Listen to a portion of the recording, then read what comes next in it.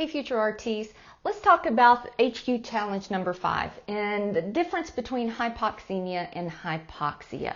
Alright, so in which of the following can a patient experience hypoxia without having hypoxemia?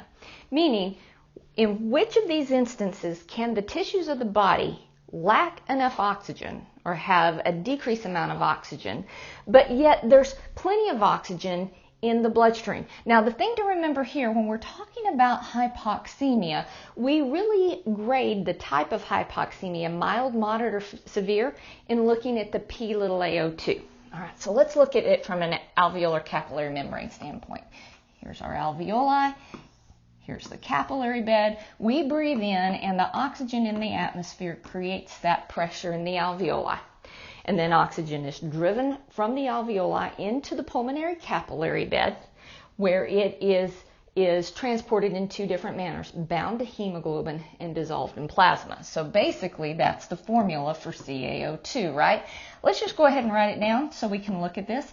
So hemoglobin times 1.34 times the saturations plus the PaO2 times 0.003.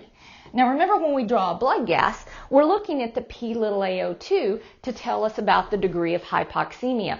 If the P(a)O2 is 80 to 100, that's absolutely normal oxygenation. If it's 60 to 79, that's mild hypoxemia. So we talk about hypoxemia in relation to the P(a)O2. Okay, so that's an important point to remember.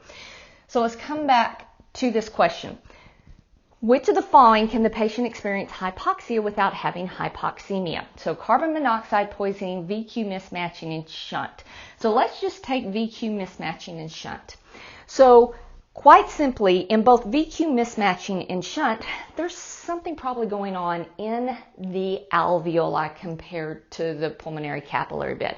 So things that can go wrong in the alveoli, we can have consolidation,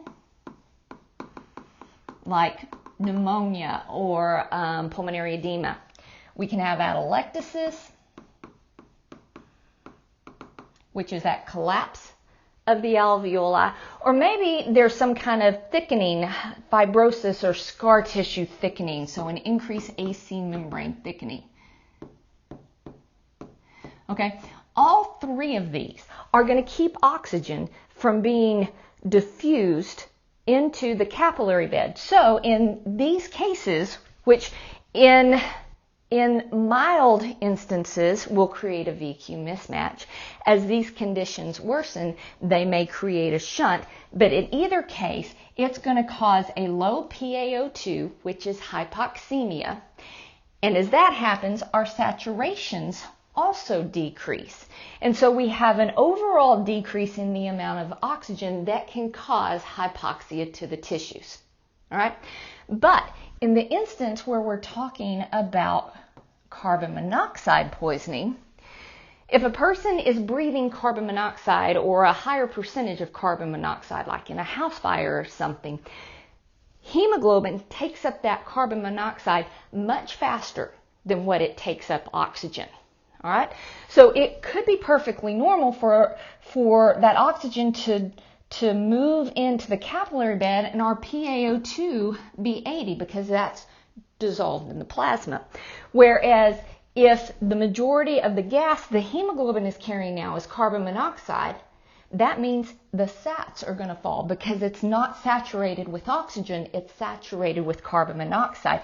So in the case of carbon monoxide poisoning, you may have maybe a normal hemoglobin, but the saturations in an extreme instance may be 60%.